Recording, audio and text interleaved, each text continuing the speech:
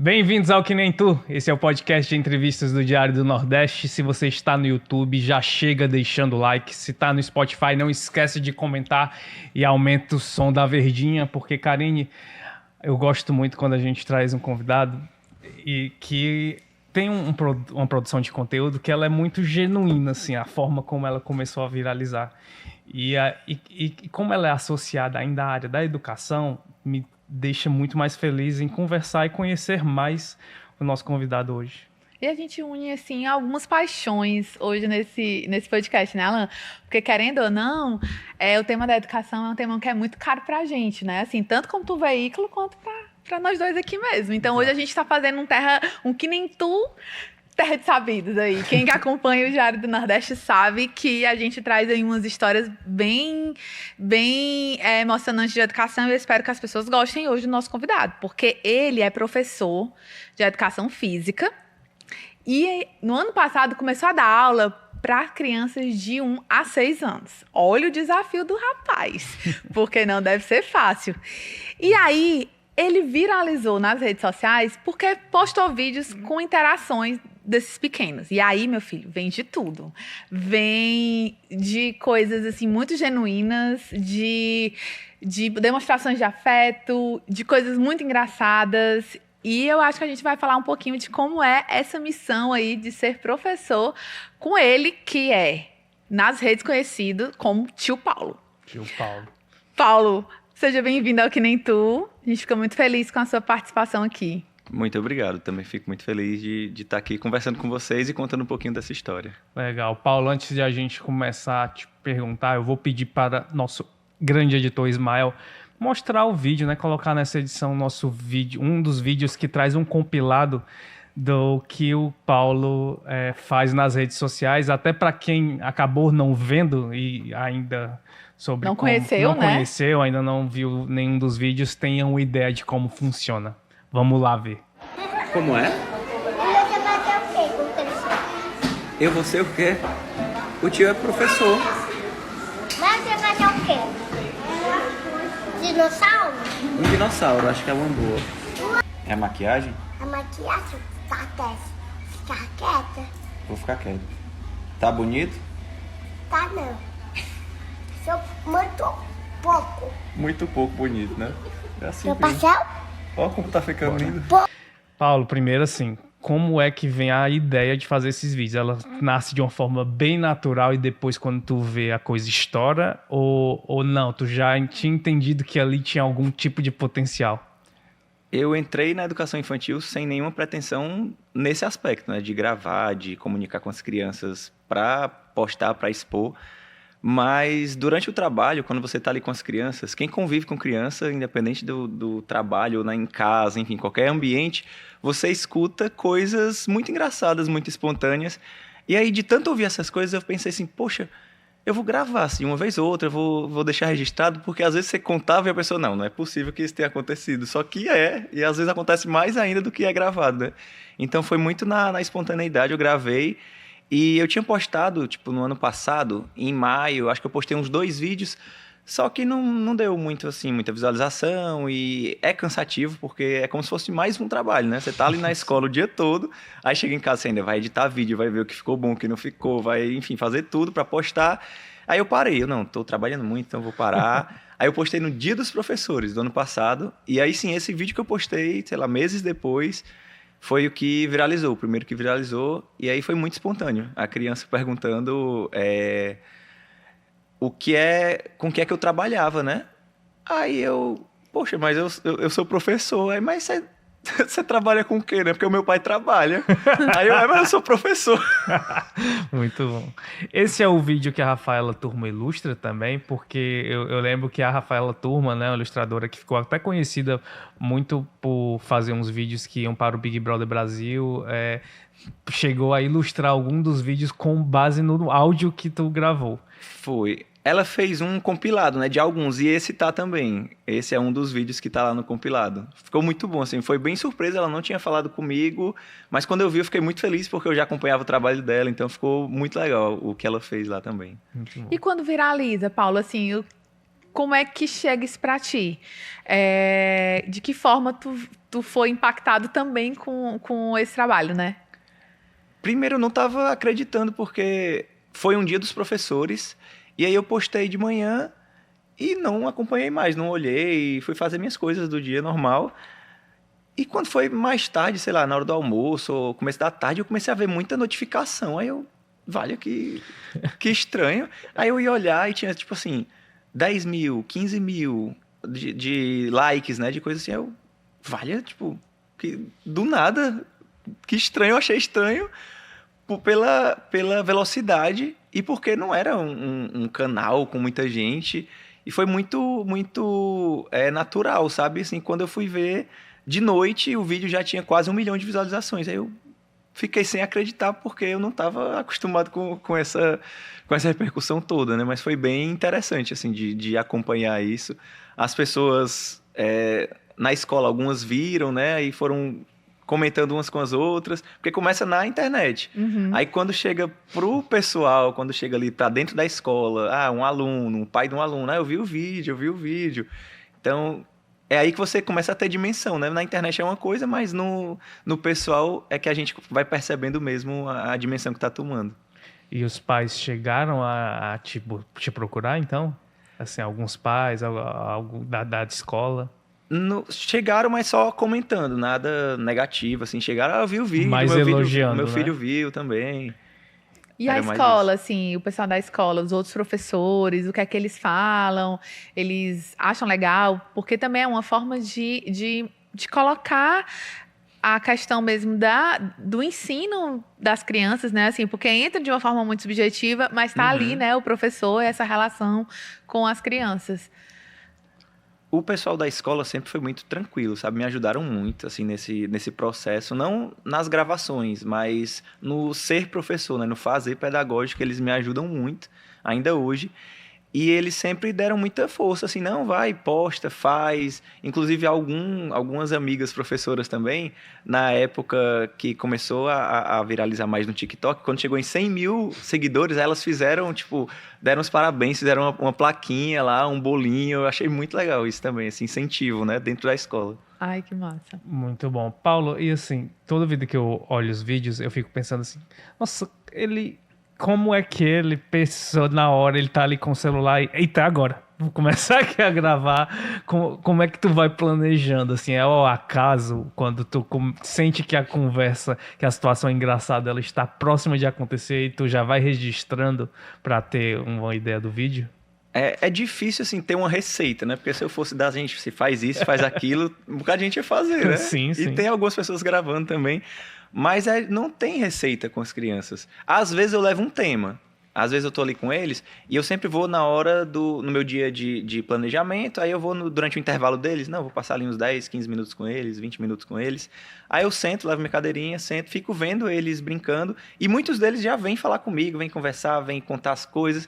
E aí nesses momentos que eles vêm conversar, eu deixo gravando porque pode ser que aconteça, né? Alguma situação engraçada. Aí eu levo um tema, sei lá, eu pergunto o que é felicidade, o que é amor, o que é que eles querem ser quando crescerem. Eu trago temas gerais e aí a partir disso vai desdobrando naturalmente. Eu vou perguntando, eles vão conversando e aí vai surgindo o conteúdo, né? E a reação dos alunos em cada um desses vídeos, desde quando tu começou lá, antes de viralizar até hoje, ela mudou um pouco, assim, de como as crianças, porque eu imagino que muitas das crianças já saibam e já escutem alguém falar, se não é que já também não viram os vídeos, né? Então, assim, como é que mudou essa reação das crianças quando você começa a gravar? Eu gravo com o celular um pouco distante e eu fico olhando para elas. Se eu ficar olhando para o celular, elas vão, ele tá só querendo gravar. Então eu olho para elas, ajo naturalmente e vou conversando. Algumas sabem que estão gravando e vêm conversar, perguntam se pode aparecer, só que melhor não. Porque, enfim, a internet, apesar de ser muito boa, tem seus problemas, seus perigos, e aí eu prefiro evitar e deixar a criança ali tranquila, no lugar dela. Mas eles sabem, a maioria sabe que está gravando, a maioria já viu. Tio, eu vi seu vídeo, vi o vídeo que você fez aquilo, minha mãe me mostrou, ou eu vi no TikTok, e enfim, vem contar feliz, né? Eu vi que eu apareci, né? Que eu estava falando, voz, né? eu ouvi minha voz. E aí os personagens vão mudando também. Tem alguns que são mais marcantes, porque às vezes eu falo o nome e aí ele vai contar a história, fala alguma coisa. Algumas pessoas perguntam, né, reconhecem a voz, outras, enfim, não sabem ainda. Mas os personagens vão mudando também. Às vezes o aluno que gravava muito, não quer conversar tanto nesse dia e sem problema. Então tem que ser no tempo da criança e do jeito que ela quer também. Não adianta eu querer forçar, não, vem cá, eu quero falar contigo porque o seu vídeo é engraçado. Não dá, você tem que ser muito natural com as crianças para que aconteça espontâneo. Senão dá para perceber. Quando não é espontâneo, você percebe. Assim, quando tá um negócio bem mecanizado, quando a criança tá só por estar... não fica tão legal quanto o natural, né? E Paulo, assim, o que é que muda na tua rotina a partir dessa viralização? Assim, tipo, tu passa a entender que chega cansado, mas vale a pena editar o vídeo, ou pensar já em como produzir esses vídeos, pensar até mesmo assim em se tornar esse meu professor, meu TikToker, como é isso, assim? Eu sempre tento deixar claro que, antes de qualquer coisa, eu sou professor. Então, o pessoal vem... você que é o TikToker? Não, eu sou professor que grava vídeo pro TikTok. Para não me perder num personagem. O professor tem que vir antes daquilo que eu faço. Uhum. Porque, apesar de ser engraçado, apesar de viralizar, às vezes, os vídeos, de ter muita gente acompanhando, que eu não esperava, assim, em tão pouco tempo, tanta gente acompanhando... Eu sei que o que eu faço tem um papel na vida das crianças que eu trabalho, mas também na vida das pessoas que assistem. Então, eu trago também conteúdos sérios, não só os conteúdos engraçados. Eu tento trazer, por exemplo, temáticas que são comuns a todos. Já falei, por exemplo, sobre bater nos filhos, e aí eu tento não condenar as pessoas, porque eu não sei a realidade de cada um, mas eu tento explicar por que a gente não deve fazer isso? Enquanto professor, enquanto alguém que lida com mais de 200 crianças, eu acho que eu tenho uma certa propriedade para falar que é cansativo, é difícil, mas que a gente tem outras ferramentas para usar. Por exemplo, ninguém bate no adulto quando ele faz uma coisa errada. E ele já tem muito mais noção do que a criança. E aí, por que a gente faz com a criança? Por que a gente traz isso para a criança, né? Então, eu tento trazer temas sérios para conscientizar os pais. E é isso que me deixa assim, mais feliz nos conteúdos.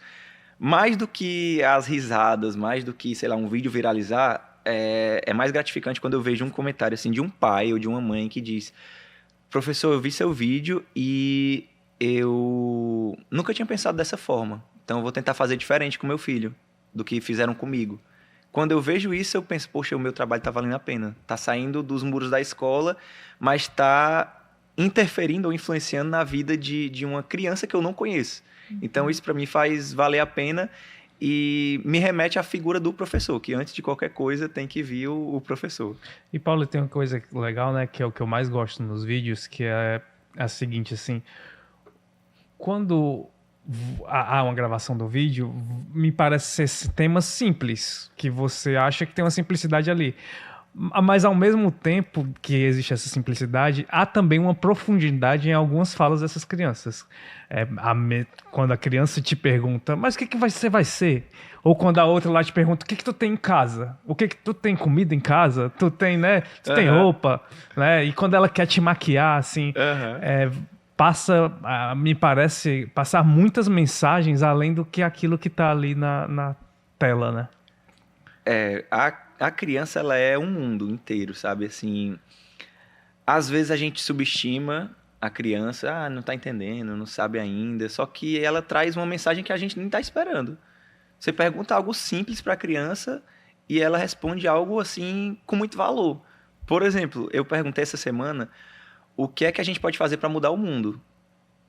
Como é que a gente pode mudar o mundo, né? E aí eu tava esperando respostas muito engraçadas e, de fato, existiram essas respostas engraçadas, mas teve algumas crianças que disseram assim: quem muda é a gente. Aí depois o mundo muda. E eu, poxa, assim, é de uma filosofia tão apurada, sabe, para uma criança de 4, 5 anos. E é isso, o mundo só muda se eu mudar, se as pessoas mudarem. Não dá para esperar que, do nada, num clique, né, no estalar de dedos, o mundo vá ser diferente.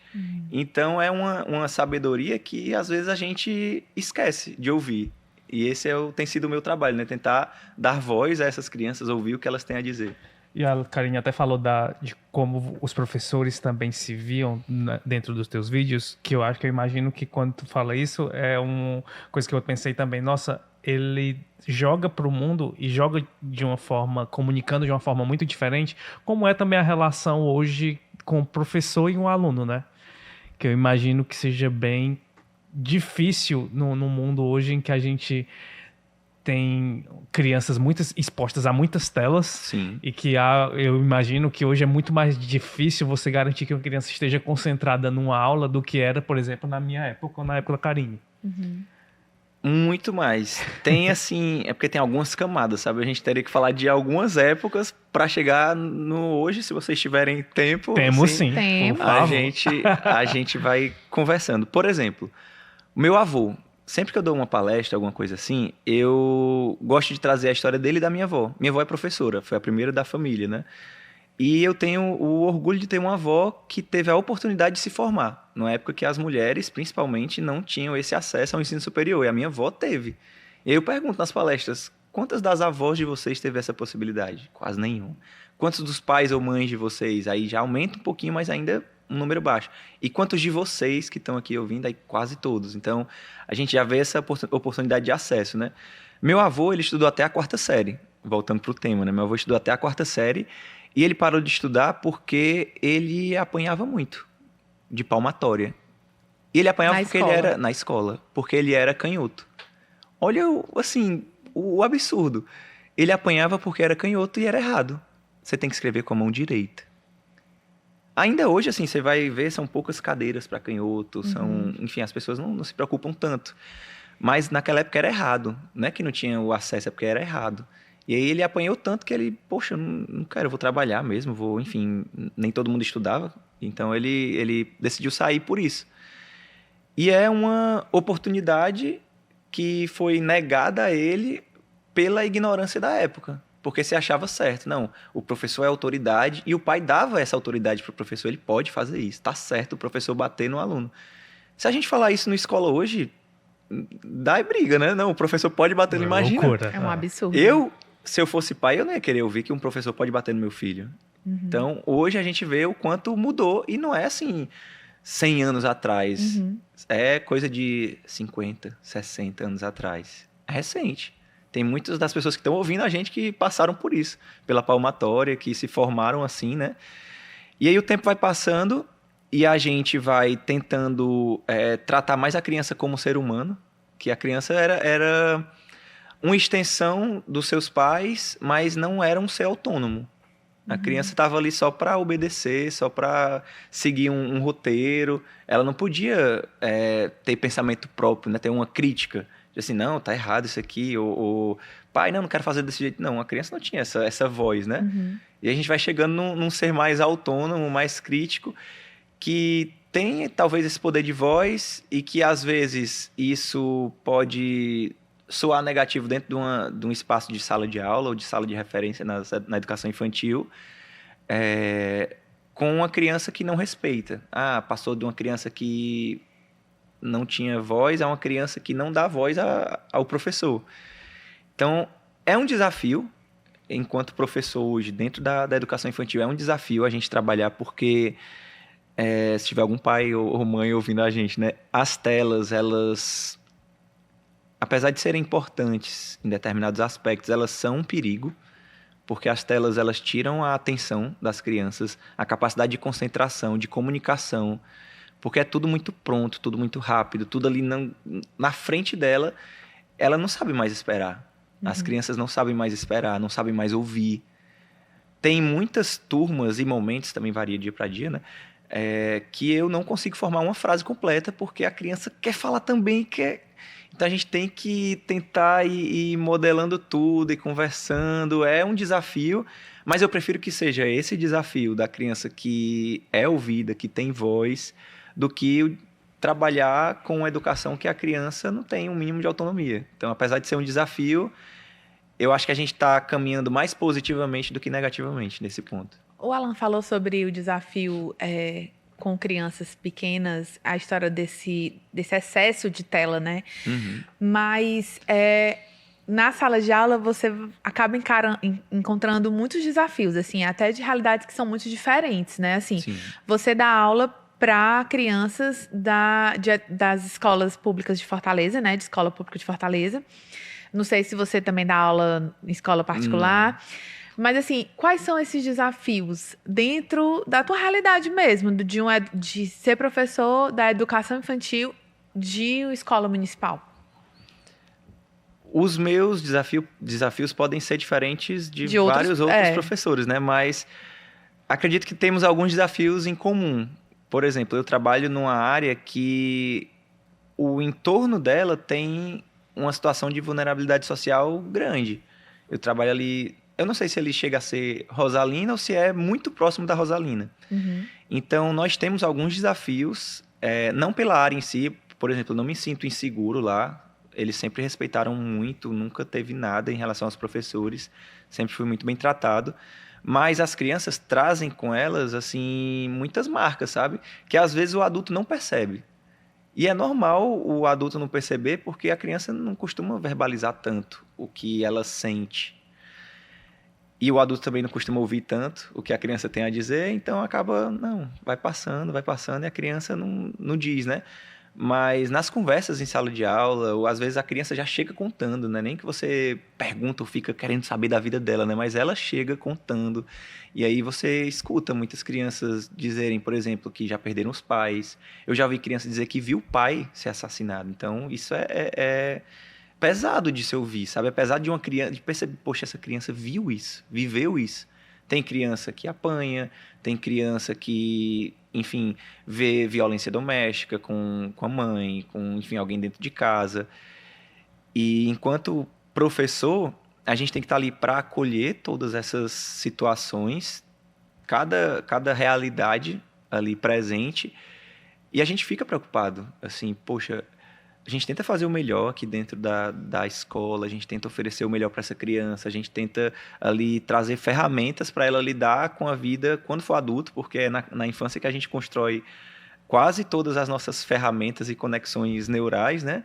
Então, a gente tenta fazer tudo isso, mas e a realidade dela fora da escola? O que é que ela vai viver? O que é que ela vai passar? O que é que ela vai sofrer? Como é que ela vai reagir? O que é que ela vai trazer para dentro da escola? São muitas coisas que a gente tem que se preocupar e parar para pensar e ouvir também para a gente entender a realidade deles, para ver como é que a gente pode agir no mundo, né? A partir dessa realidade, como é que a gente pode agir para tentar amenizar, para tentar melhorar. Então, a gente tenta fazer essa conexão com as famílias, de conversar, de tentar conscientizar. E é um trabalho bem grande, mas que, no fundo, vale muito a pena ser feito. Porque eu imagino, assim, que muitas coisas vocês aprendem na faculdade, na especialização, você tem especialização em educação, né? Mas, assim, tem muitas coisas que a gente não aprende na faculdade, como lidar com muitas coisas. Você falou da questão de violência, de violência doméstica. São coisas que são muito graves, são muito sérias, né? Assim, e que perpassa por muitos aspectos, né? Assim, você, em algum momento, se sentiu sem ferramentas para lidar com algumas questões com seus alunos, assim? Ainda hoje eu me sinto assim sem todas as ferramentas necessárias, né, para lidar com todas as situações. Eu fiz mestrado em educação na UES e fiz educação física lá também. Enfim, tem uma base de estudo que, claro, é muito importante, que jamais eu iria diminuir ou menosprezar o que a base teórica me traz, só que a prática, ela molda o nosso fazer. Você pode ter todo o estudo do mundo, se você não vivenciar na prática, se você não estiver ali no chão da sala, se você não estiver ali vendo e ouvindo a realidade do aluno, você não consegue desenvolver as ferramentas necessárias. Então, no começo, principalmente, eu achava que estava fazendo tudo errado. Porque é a primeira vez que está tendo professor de educação física na educação infantil, aqui em Fortaleza. Depois de quase 30 anos, porque desde a LDB que a educação física é um componente curricular obrigatório na educação básica toda, inclusive na educação infantil, mas não tinha. Eram os professores pedagogos que faziam ali a recreação, que estavam assumindo esse papel. E aí, ano passado, foi que a gente entrou sem uma base, sem a BNCC, por exemplo, né, que tem no ensino fundamental e médio. A gente não tem uma base nacional comum, a gente tem que criar do zero. E foi um dos motivos que me fez entrar também na educação infantil, porque eu queria fazer parte desse pioneirismo. Eu estou tentando fazer parte desse pioneirismo em algumas áreas, né? Tipo, levando para a internet, levando para um engajamento maior, levando visibilidade para a educação infantil. Então, são algumas frentes que a gente lida ao mesmo tempo e que no começo eu achava que, poxa, eu estou fazendo tudo errado. Tem alguma coisa que eu não sei, tem alguma coisa que não está funcionando, porque eu preparava, planejava, e aí muitas das atividades eu levava e não saía, não funcionava, e eu pensava que o problema era eu. Poxa, eu escolhi o ensino errado, né? Eu escolhi o nível de ensino errado. Era para eu estar no fundamental, que os meninos já têm um nível de entendimento maior. Então, por alguns meses, eu me martirizei muito, né? Até parar para conversar com os meus colegas professores, porque eu tinha até vergonha de contar. Eu não, vou chegar e contar isso aqui, o pessoal vai dizer, vale, meu Deus, não sabe trabalhar, não sabe o que faz. E aí, quando eu contei, o pessoal, Paulo, é assim mesmo. Nem toda aula vai funcionar, às vezes muitas aulas não vão funcionar, às vezes você planeja um monte de coisa e o que vai ser bom para ele é algo que não estava nem no plano. E aí, aquilo me aliviou muito e me fez olhar com um pouco mais de leveza, né? Porque você sai da faculdade, do mestrado, achando que o importante é trazer um monte de conteúdo para as crianças. Só que um conteúdo que você consegue trabalhar bem ali com eles num dia e que dá a eles ferramentas para eles mesmos lidarem com aquilo, desenvolverem aquele conteúdo, acaba sendo muito mais importante do que você encher de informação, de conteúdo e eles não absorverem nada. Então, a gente vai lidando na prática ali para aprender a ter um equilíbrio e perceber que as ferramentas elas vão surgindo ao longo do tempo. Eu sei que eu não tenho todas, mas eu sei que eu estou no caminho. Eu sinto isso, que eu estou num caminho bom. Tu falou que escolheu a educação infantil. Tu tinha a possibilidade de, quando foi chamado no concurso, poderia escolher entre ensino fundamental 1, ensino fundamental 2 e a educação infantil. Isso. Você escolheu a educação infantil. Mas você tinha já alguma outra experiência dentro da sala de aula ou foi para a educação infantil na tua primeira experiência mesmo de chão, de escola, né? Eu tive algumas experiências, mas não como professor da rede. Eu trabalhei no Mais Educação, então dei aulas de esportes, né? Dei aulas de futsal também dentro da escola, e que o Mais Educação em alguns momentos pedia também essa parte teórica, então eu tive essa vivência, só que com a modalidade dos esportes, não era algo específico da educação física só, né? E eu trabalhei como professor no ensino superior. Tinha sido a minha última experiência. Eu fui professor do IFCE por 1 ano, lá em Canindé. E aí foi muito boa a experiência de ser professor do ensino superior, de poder debater temas complexos, de poder trazer muita coisa legal para a gente propor, conversar, debater. Mas não era tão engraçado como as crianças. Não, era não. Longe disso. Aí sair do ensino superior pro ensino infantil é assim um abismo, sabe? São 2 mundos completamente diferentes. Paulo, a gente falou que não tem receita de bolo para vídeo, né? Para fazer os vídeos, assim. E tem receita de bolo para garantir a concentração dessa criançada? Tem não. Tem dia que, se você usar as mesmas técnicas numa turma, vai funcionar, e você chega na outra, não, funcionou naquela, certeza vai dar certo. Aí você usa a mesma coisa e nada funciona. Aí você fica, como é que pode? As crianças, elas são muito espontâneas, assim, não dá para controlar tudo o tempo todo, porque, enfim, tem coisa que foge do nosso alcance, né? Paulo, tu falou da tua avó, né? Que a tua avó foi essa primeira professora. Mas como é que surge a vontade de ser professor também? Assim, vem da tua avó, vem de outros professores? Como é essa tua jornada pela educação? Apesar de ser neto de professora, de ser sobrinho de professoras, filho de 2 professores também... Olha aí. Eles tinham um sonho para mim, que era não ser professor.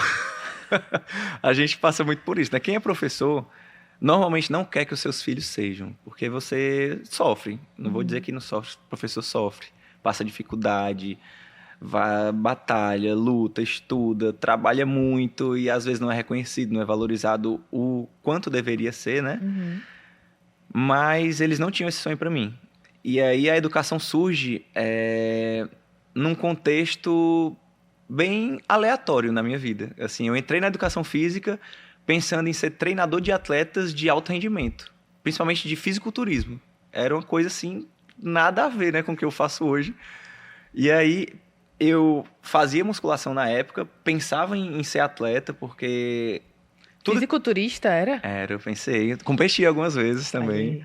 Se quiserem mandar as fotos para botar aí depois. Muito bom. Pensei em ser atleta de fisiculturismo. Tio Paulo Fortão. As crianças. Pensei em ser atleta de fisiculturismo, quis ser jogador profissional de futebol também. Então, o esporte estava muito dentro da minha vida, especialmente o alto rendimento, né? Tipo, ser atleta profissional de futebol, ser atleta de fisiculturismo. O alto rendimento estava ali em quase tudo que eu fazia. E aí, eu entrei na educação física pensando em ser preparador de atleta. E aí, durante o curso, eu fui vivenciando outras coisas, conheci um grupo de pesquisa, conheci ali, vivenciando nos estágios, uma realidade dentro da escola, que mudou o meu modo de pensar. E eu, poxa, acho que é uma boa. Acho que a educação é uma boa, porque eu me via naquilo, né? Eu me via ensinando as pessoas. Quando eu comecei a fazer, cara, isso é muito bom. Você transmitir algo para alguém e aquela pessoa entender o que você disse, entender a sua mensagem e praticar, aquilo para mim começou a fazer muito sentido. Então, eu acho que eu entrei hoje também no alto rendimento da educação, que é a educação infantil. Ela é assim o ápice da educação, porque é onde a gente molda as pessoas para o futuro. E às vezes isso é muito deixado de lado, sabe? A educação infantil, eu tento trazer essa bandeira sempre, em todo lugar que eu vou, que eu converso, palestro, enfim, estou com as pessoas, eu trago a bandeira da educação infantil porque, apesar de não trazer números, a educação infantil, ela lida com seres humanos, mas não é assim, o ensino médio que você diz, tantos alunos foram aprovados no Enem. Poxa, você traz esses números, isso vende. Então é bom para os políticos, né, trazerem esses números. No Saeb, as crianças foram muito bem ali, tanto. A escola Avaliação, recebe né? uma premiação. Então tem uma avaliação, tem um número para lidar. Aí chega na educação infantil, qual é o número que eu vou dar? Assim, poxa, eu eduquei 300 crianças esse ano. Isso vende? Se você falar isso não vende. Mas é na educação infantil que a sociedade é transformada. Eu costumo falar, e eu acho que é importante também deixar as pessoas cientes disso, que até os 6 anos de idade, que é o público que eu trabalho, até os 6 anos, mais de 90% das conexões neurais que a criança vai ter, que o ser humano vai ter, já foram formadas, até os 6 anos. Que ele vai ter até o fim da vida. Então, mais de 90% de todas as conexões, de tudo que ele vai entender de mundo, já está formado. Então, eu trabalho na formação, de fato, né? Na formação de seres humanos. E são muitos aprendizados, né, assim, na educação infantil. As pessoas, às vezes, nem param para pensar o quanto que essas crianças, elas aprendem. Porque as crianças vão aprender desde andar, a falar, a desfraude. Tudo acontece nesse período, né? Assim, então, são coisas que são muito importantes que elas vão levar para o resto da vida, que acontece que as pessoas acham que é orgânico, mas que é aprendizado, né? Assim, e também existe eu acho que talvez, assim, só quem entenda mesmo, assim, acho que quem tá com a criança ali, o quanto que é difícil e o quanto que demanda mesmo energia, demanda planejamento para isso daí, né? Como é que os seus pais viram o Paulo se tornando professor, né? Já que você está falando que não estava nos planos da tua família. Eles não esperavam, né? Mas eles eram da educação infantil? Alguém Não. era... Não. Meu pai é professor universitário do IFCE, ele é estatístico. E aí minha mãe é professora de letras. Hoje ela trabalha no estado, né? Mas ela foi diretora por muito tempo em Maracanaú. E aí eles estão dentro da educação desde sempre, né? Desde que eu nasci, que eles estão na área, que eles atuam. Mas eles não esperavam isso de mim também. Primeiro porque eu era muito tímido. Eu ainda sou tímido. Quem me vê na rua, às vezes a pessoa pensa que vai me encontrar e eu vou ser assim, igual nos vídeos, com as crianças que eu convivo todo dia, mas eu não sou 100% daquele jeito o tempo todo. Primeiro porque eu sou tímido, então quando as pessoas me reconhecem, eu só vou falar se ela falar comigo. Porque às vezes a pessoa tá de longe, aí você vê assim no mercantil, por exemplo, a pessoa tá no outro caixa ali, né? Aí, olha, aí me vê aí. Aí começa a falar com a pessoa que tá do lado, olha ali, o professor. Aí você fica, meu Deus, eu acho que é comigo, só que eu não vou dar tchau sem saber, vai que não é, né? Aí eu passo essa vergonha. Então, o Paulo era muito tímido. Na escola, tudo que eu podia fazer para evitar uma apresentação, um seminário, eu fazia. Não, se eu conseguir passar sem essa nota, eu fico sem a nota. Eu tinha medo de segurar cartaz. Eu era tímido num ponto que eu ficava ansioso. Eu lembro de um trabalho de geografia, eu acho, ou era de sociologia, na quinta série, eu tinha 11 anos. E aí eu tinha que falar sobre a definição de sociedade. Aí eu li aquela definição, assim, tantas vezes, que até hoje, se eu parar, eu lembro que sociedade é um agrupamento de indivíduos que vivem juntos num certo espaço demográfico e se relacionam de acordo com determinadas regras. É uma definição que está ali, não sei nem se ainda é a mesma no Google, né? Mas era essa. E aí eu tive que falar aquilo e eu li tanto com medo de errar e de passar vergonha, porque o medo de quem é tímido é passar vergonha, né?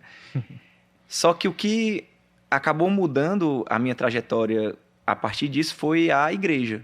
No meio desse Paulo que queria ser fisiculturista, que queria ser jogador ali na infância, né? Surgiu o Paulo que começou a ir para a igreja, a frequentar um grupo de oração, e esse grupo de oração precisava de gente para servir, né? Quando você está num lugar, às vezes o trabalho sobra para poucas pessoas. Isso quase sempre acontece. Assim, às vezes, até no nosso ambiente de trabalho, a maior parte do trabalho é feito por pouca gente. E dentro desse grupo tinha muito trabalho a ser feito e pouca gente para fazer. E aí eu me disponibilizei a ajudar nesse trabalho, porque fizeram por mim. Eu sempre tive muito essa consciência de que as pessoas fizeram muito por mim, então não custava nada eu tentar fazer por elas também. E aí dentro da igreja, fazendo esse tipo de trabalho, né? Eu vivenciei uma série de situações que me desafiaram e que me fizeram entender que eu poderia. Eu tinha essa capacidade, mesmo com medo, eu fui fazendo até ir ganhando um pouco mais de confiança e aquilo se tornar mais natural. Né? Isso. Então, foi a partir disso que o Paulo conseguiu se descobrir professor dentro da educação. E os meus pais, teve uma época que eu fui ministro da palavra aqui em Fortaleza, né? Eu fui o ministro mais novo da palavra de Fortaleza. Nossa.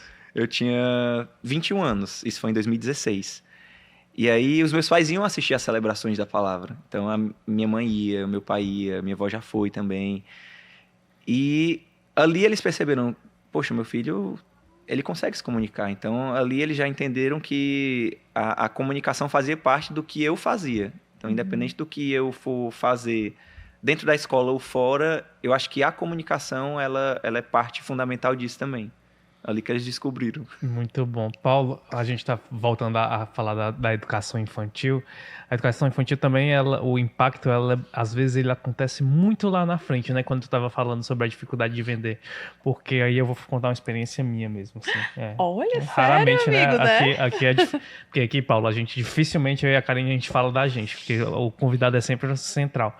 Mas é porque eu preciso expor essa parte da minha vida. Que assim, a educação infantil para mim foi um pouco difícil porque eu tinha muitas dificuldades em trabalhos manuais, assim, de cortar papel. Até hoje, se me dão um papel para eu recortar, eu me tremo, assim, porque eu fico assim com medo de não cortar direito. A minha caligrafia, ela é muito ruim, ela é problemática, porque eu sempre tive muitos problemas e é muito da educação infantil.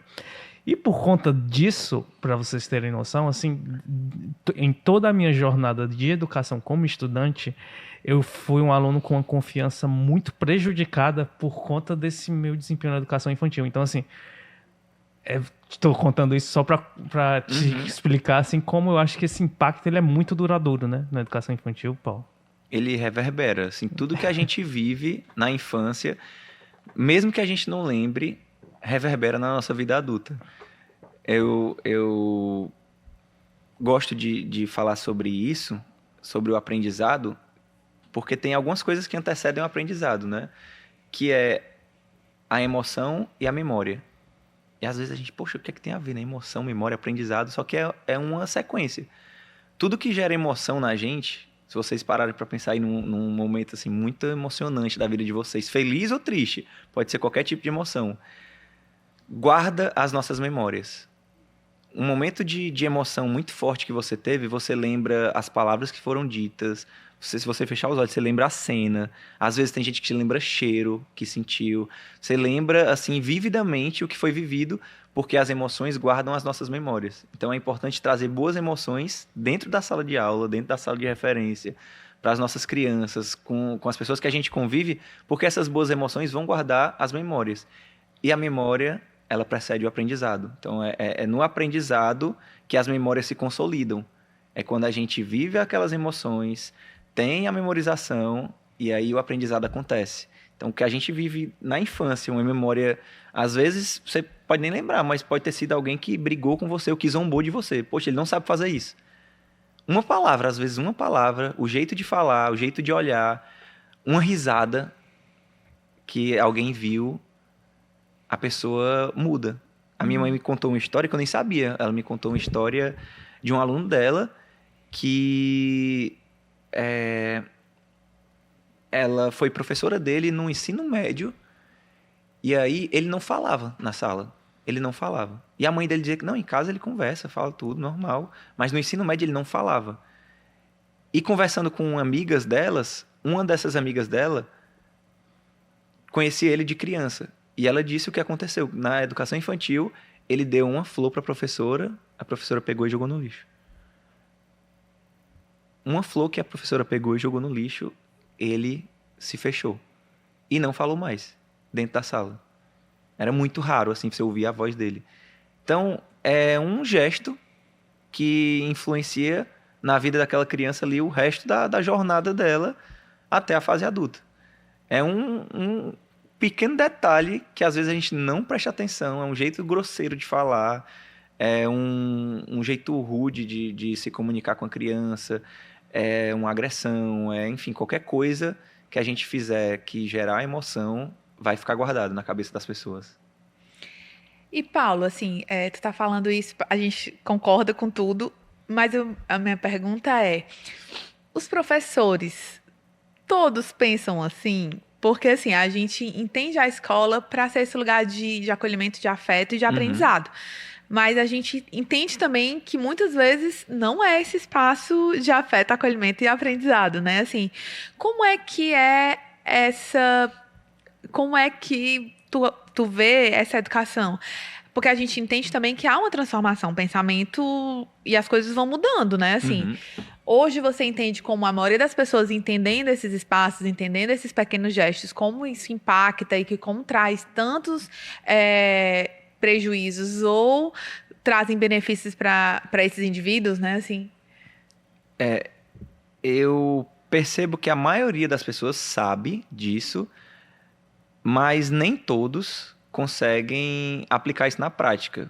Porque eu não vou dizer que é fácil você aplicar isso na prática. Não é fácil você estar cansado da semana de trabalho e aí passar o dia todo ouvindo grito e tentar lidar com aquela criança ali de um jeito gentil, mesmo que você fale alto, que às vezes é necessário numa sala que está todo mundo gritando, você tem que se impor, porque você é o professor, você é a figura que deve ali organizar o ambiente, né? Então, muitas vezes você tem que se impor, mas você não pode se exceder. Então, é uma linha tênue, sabe? Entre você estar muito cansado do trabalho e acabar falando de um jeito que não queria ou que não deveria, e você fazer um ótimo trabalho. É muito difícil. E na educação infantil, eu costumo dizer que é mais difícil ainda. Quando eu trabalhei no IFCE, por exemplo, o limite de carga horária trabalhada dentro de sala é de 20 horas. Você é professor 40 horas semanais, né? O máximo que você pode estar em sala é 20 horas. As outras 20 você vai planejar as aulas. As outras 20 né? você planeja as aulas. E se você tem eu tinha alguns alunos de orientação, aí já diminui algumas horas. Se você é coordenador de alguma coisa, já diminui um tempo. Então, você consegue ter uma qualidade de vida boa. Aqui eu não estou reclamando do ensino superior, não, pelo amor de Deus. Sim. Mostrando o quanto seria importante também para a educação infantil ter mais qualidade de vida. Sim. Porque os professores vivem o tempo todo dentro da escola. Até o meu planejamento tem que ser dentro da escola. Tudo que eu faço tem que ser ali dentro. E às vezes não dá tempo de resolver tudo no tempo normal, você vai planejar em casa, você faz em casa, você marca reunião fora de horário. Então é muito difícil você manter um trabalho de qualidade sem uma qualidade de vida adequada. E aí não é todo mundo que vai conseguir, eu entendo. Eu entendo que tem gente que está mais cansada do que outras pessoas, tem gente que já está na área há muito tempo, que já está desgastado mesmo, ou desgastada mesmo.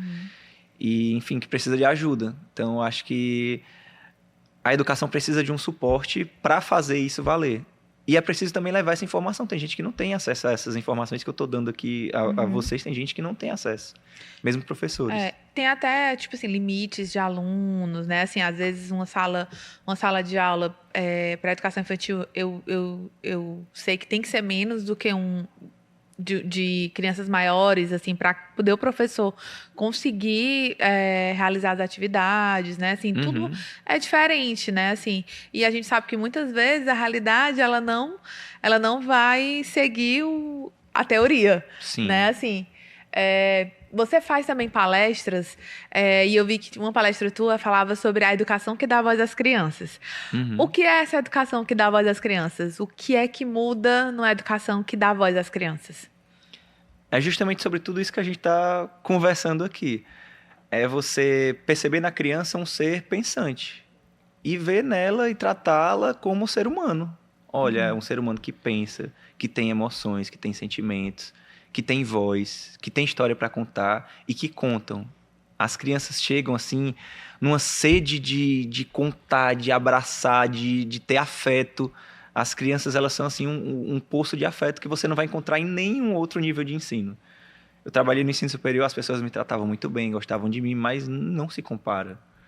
As crianças, elas chegam para te abraçar e elas te tratam assim como, principalmente os professores de educação física, né? Você passa assim nos corredores, na frente das salas, aí cada vez que você passa é uma festa diferente. Você pode passar 10, 20 vezes no mesmo dia que eles vão fazer festa. Então, a educação que dá voz às crianças é uma educação que escuta. É uma educação que trata as crianças com autonomia. É uma educação que pergunta o que a criança acha. Não só, vai ser assim, desse jeito e pronto. Pergunta, gente. Trouxe essa ideia para a gente fazer hoje. Quero saber se vocês já conhecem, se vocês já têm alguma experiência em relação a isso. Quero saber se vocês gostam. A gente pode experimentar? O que é que vocês acham? Então, a gente tenta dar uma autonomia para as crianças, tenta dar voz a essas crianças, para que, a partir da voz que é dada a essas crianças, a gente dê voz ao mundo.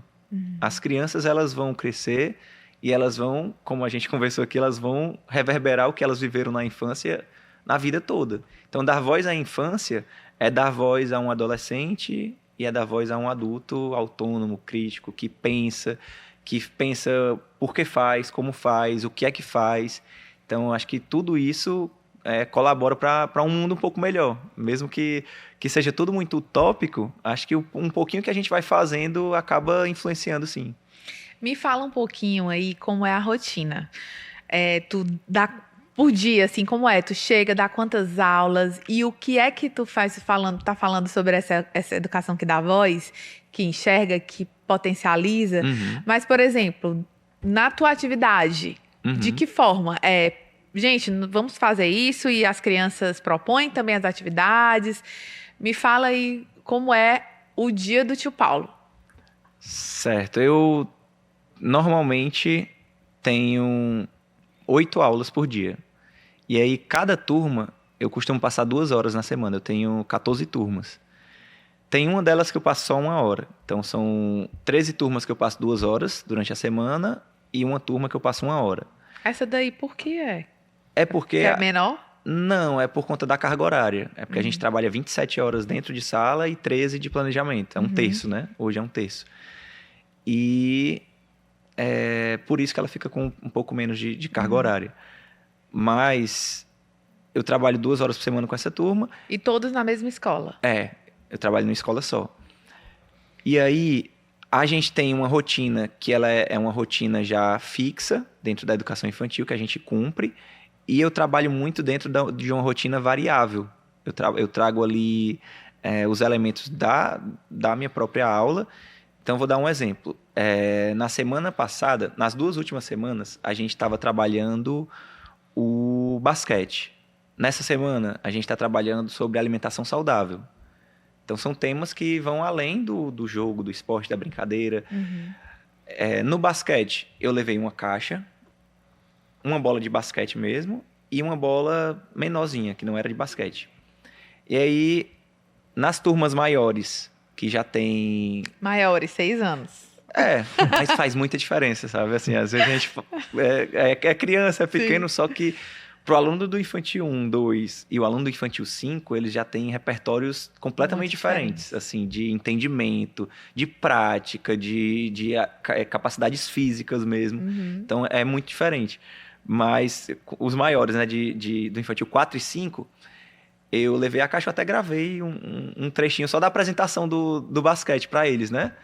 Então, eu levo ali a caixa, eles não sabem ainda o que tem dentro da caixa. Aí, sento eles, faço um círculo, né? E vamos conversar, vamos ver o que é que vocês... Aí, dou boa tarde, a gente brinca ali no começo. E tento fazer algumas dinâmicas diferentes nesse boa tarde, para eles trazerem novidades também.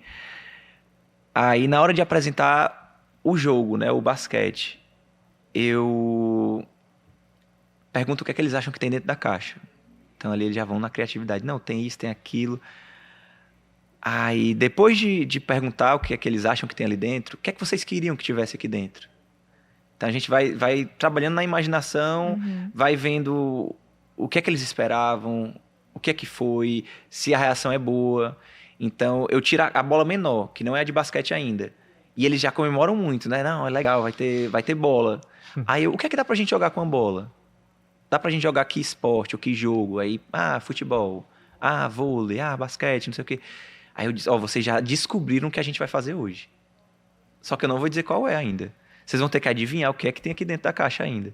Aí, quando eu tiro a bola de basquete, aí é uma festa. Então, você consegue trazer também um conteúdo diferente, mesmo que seja algo simples, mas que para eles é algo criativo, é um objeto que está ali dentro da caixa que eles não sabem o que é ainda.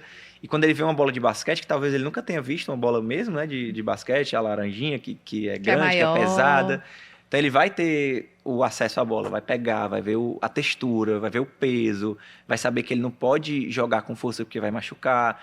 Você vai explicar tudo, toda a dinâmica ali com eles, para eles entenderem o jogo, perceberem as regras. E aí eles mesmos vão dizer, gente, a bola é pesada, não é?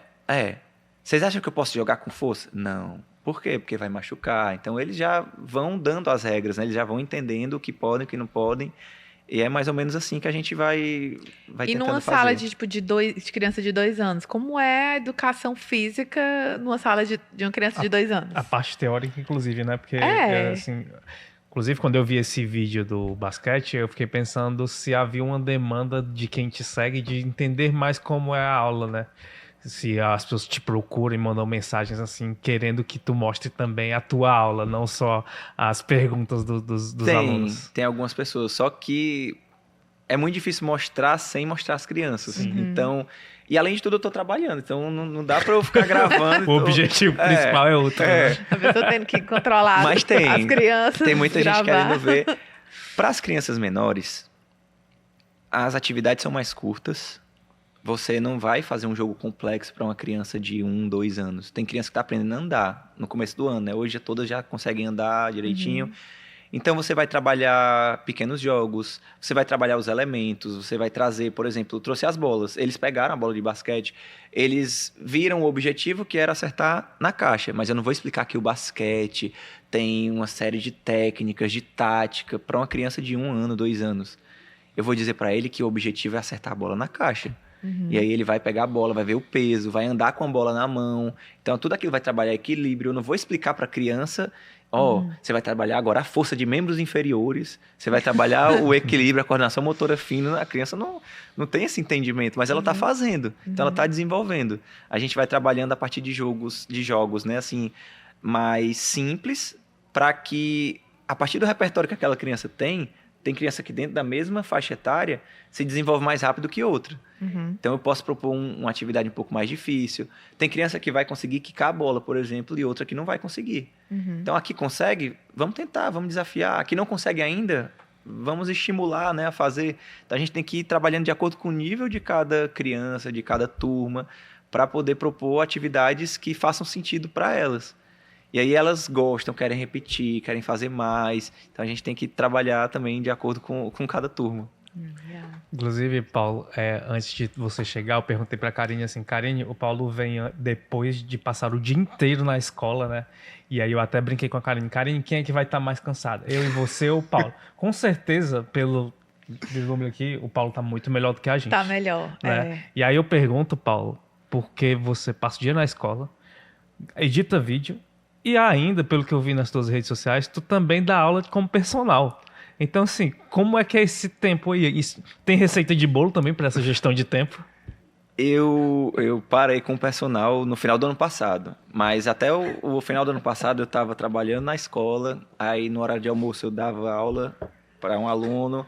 E aí depois da aula ainda tinha mais, às vezes, 2, 3 alunos. E ainda ia treinar depois dos 3 alunos. Então era uma rotina assim... E ainda, às vezes ainda ia editar vídeo, ia gravar vídeo.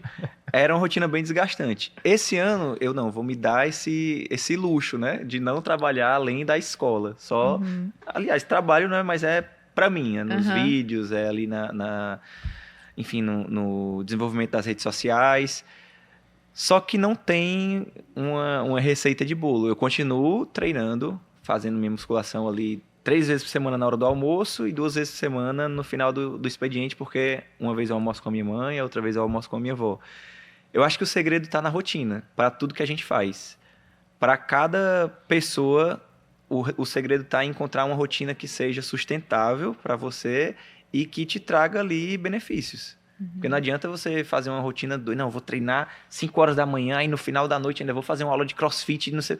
Tem gente que começa assim com muita empolgação e acaba se perdendo porque não dá para manter. Então você faz algo que seja sustentável, que te traga frutos, né, benefícios, para que isso se mantenha. A musculação ela faz parte da minha vida desde 2010, 2011, direto. Eu não dou, assim, pausas grandes. Às vezes uma semana durante o ano que eu vou viajar, não, vou descansar essa semana. Mas no restante faz parte da rotina e me ajuda a ter uma certa sanidade física e mental, né? Porque se você trabalha na educação infantil, você tem que estar bem fisicamente. Não só mentalmente, né? Você tem que estar bem fisicamente. Tem que ter energia. Porque é uma criança que corre, que pula a janela, que você tem que ir atrás dela. É uma criança que sobe em algum lugar que você tem que descer. Então, tem que ter energia, tem que ter assim, um preparo físico mesmo. Paulo, quando tu olha os vídeos que você já postou, você consegue eleger assim, qual é o que mais tu achou engraçado e qual é o que tu achou mais emocionante, aquele que te quebrou assim, que eita, tu consegue fazer essa lista? Enquanto tu vai pensando, por exemplo, o que eu mais gosto não é nem esse que você citou, mas eu adoro o da criança te maquiando, assim. É o que mais me pega e eu rio muito da forma como a criança vai te maquiando, te deixando lá do jeito que... Ali foi do Infantil 1, no ano passado. Oi. Foi a Amanda. Ela me maquiando, aí ela... Eu acho que é esse, né? Que ela tava lá maquiando. Aí eu, tá bonito? Aí... Tá não. Tá quase bonito. Ela maquiando aí, ela mesma é sincera. Não, tá quase bonito. Mas, assim, o vídeo que eu acho mais engraçado são realmente os das respostas inusitadas. Por exemplo, tem um que eu acho muito engraçado, que é o da carreta furacão. Que a criança disse assim, tio, quando eu crescer, eu não quero trabalhar com esse negócio de educação física, não. Eu acho melhor trabalhar na carreta furacão. Aí eu, caraca... Eu sei que a minha área não é das mais valorizadas, mas ele prefere trabalhar na carreta furacão, né? Se ele... Não, mas imagina a criança vendo que vai poder trabalhar fantasiado de Homem-Aranha, dançando. Batman, e da Mortal, né? É verdade, faz mais do que eu. Mortal, e andando no trenzinho. Sobe no trem bom correndo, demais. é verdade. Ganha dinheiro pra isso. Bom, É verdade. Aí tem esse da carreta furacão, tem o do dinossauro, que foi um dos primeiros também que viralizou. E eu até comprei um chaveiro de dinossauro. Quando eu vi o chaveiro, não, eu vou levar, porque eu lembro, né? Eu mostrei pra eles o chaveiro também. E Não, aí, e criança desse tamanho ama dinossauro, né? e é uma característica, não de todas, né? Mas especialmente de crianças autistas. Várias delas têm esse fascínio por dinossauros. Não todas, claro, mas várias delas têm esse fascínio. E foi muito inesperado. Eu já achei muito inesperado ela perguntar o que é que eu queria ser quando crescesse, né? Não, mas eu sou professor. Mas você quer ser o quê? Aí eu, poxa, o que é que ela quer mais, né? Aí ela dá a sugestão, não, um dinossauro. Aí eu, meu Deus. Então esse ninguém esperava, né? Esses vídeos bem inesperados é muito legal. O de uma criança também, da Agatha, que teve um dia que eu tava cansada, aí eu vou filmar aqui sentando. Aí eu sentei. Aí assim que eu sentei, ela já chega. Porque é incrível, se você sair, qualquer lugar que você vá, basta parar que já começa a fazer o círculo. Às vezes eu até gravo assim, ó, quer ver como tem aluno curioso? Aí eu vou pro meio do nada, assim, aí me agacho e fico mexendo na grama. Né? Aí chega, tio Paulo? O que você tá fazendo aí? O que você tá mexendo aí? Aí eu tô procurando aqui, mas eu já achei. Achou o quê? Um monte de aluno curioso. Aí eles, Mas o da Agatha foi que eu sentei. Aí eu suspirei assim, aí ela, por que você sentou aí, tio Paulo? Não, porque eu tô cansada. Ela, eu também tô cansado. Aí a vida adulta é cansativa. Ela pensou assim, a vida dos nenéns também é cansativa. Dos nenéns. Então esses, né, são alguns dos que eu achei muito engraçado. Mas um dos que me impactou muito foi de uma aluna que eu tava terminando ali o expediente, e aí faltava só ela e mais outro para ir embora. Aí eu tava fazendo shake pra ir pra academia, né? Aí eu fazendo um shakezinho, balançando ali, ela olhando assim, aí, tipo, você vai pra onde? Eu, não, vou pra academia, né? Aí ela pensou assim, tio Paulo, quando eu crescer, eu posso ser professora como você e ir pra academia com você? Aí eu, pode. E eu comecei a pensar, poxa, olha o exemplo que eu nunca chamei pra ir pra academia ou pra ser professor, mas ela perguntou se ela poderia ser professora como eu, e se podia ir para academia também. Então eu tava incentivando 2 vezes, né? Incentivando a ser professora e a se cuidar. Então, ela acabou te enxergando como uma grande referência, né? Sim. Acho que essa é uma palavra importante. Todo mundo que trabalha na educação acaba sendo referência, dentro e fora de sala. Total. E a gente, assim, vai pensar, a gente estava conversando hoje na hora do almoço, né? Eu falando, eu me lembro a minha professora da alfabetização. E são vários professores que vão marcando a vida das pessoas. Assim, acho que se tem uma profissão que marca muito a vida de todo mundo, acho que é a de professor. Mas, quero saber, tem algum aluno que marcou a sua vida? Fale aí. Tem muito, sabe? Assim, tem muitas crianças carinhosas, preocupadas. Eu tenho alunos muito empáticos. Eu acho isso muito bonito, sabe? Que chega, pergunta se está bem, enfim, quer saber de você, né? Quer saber da sua vida, e se interessa, escuta. Tem uma aluna que ela é do Infantil 1. Eu estava até conversando com minha namorada no caminho, né? Sobre isso. Que ela faz uma coisa que eu acho muito interessante e que só por esse gesto que ela faz, eu sei o quanto ela tem de potencial e o quanto, muito provavelmente, ela vai se dar muito bem na vida. É a Lorena. A Lorena, ela chega para conversar e sempre que ela vai embora, independente se eu estiver na sala dela ou não, ela vai onde eu estiver. Aí, tio, hoje eu não chorei, viu? Aí eu, Lorena, muito bem, você tá crescendo, né? Tá se adaptando à escola. E aí, quando eu converso com ela e eu falo alguma coisa que ela não sabe ou que ela não entende ainda, porque é normal, né? Ela tá no Infantil 1, tem 2 anos. Aí ela disse assim, tio, eu não entendi. Você me ensina? Isso pra mim, assim, é genial. Eu não entendi, você me ensina? A gente, muitas vezes, não tem essa humildade, né? Não entendi, não. Você me ensina, você me explica. Mas ela tem. E ela sempre fala... Lorena, você sabia se isso é ela? Sim. Quando ela sabe, ela diz que sim. Quando não sabe, ela não sei. Você me explica? Você me ensina? E isso, pra mim, é marcante, sabe? Porque é uma característica muito bonita para uma criança tão pequena, que é construída nessa idade e que vai reverberar também na vida dela. Muito bom. Paulo, a gente está chegando ao fim do episódio e, assim, primeiro agradecer bastante porque estou muito feliz com esse episódio, assim, que além de a gente conversar muito sobre os teus vídeos, achei muito legal da forma como o papo se desenvolveu sobre a educação como um todo e a educação infantil. Eu achei bem profundo o que a gente conversou. Mas a segunda coisa é porque eu preciso saber de você e a gente encerrar esse episódio com o que tu saber o que tu sonha para a educação infantil mesmo do país, não só dentro da realidade de Fortaleza, não só da realidade do estado do Ceará, mas para uma educação infantil dentro da perspectiva brasileira. Primeiro, eu sonho que seja um projeto a longo prazo. Não dá para só tampar buraco, fazer propaganda, campanha e dizer que vai fazer isso e aquilo e acabar não fazendo, né? A educação infantil tem uma pesquisa da Comunidade Científica Internacional sobre educação que ela viu o que foi investido em cada nível de idade dos alunos e o retorno que esse investimento deu enquanto sociedade, enquanto desenvolvimento econômico.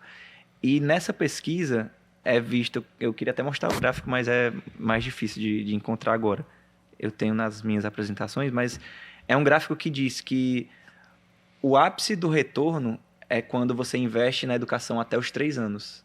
Até os 3 anos é onde você vai ter o maior retorno a longo prazo numa sociedade.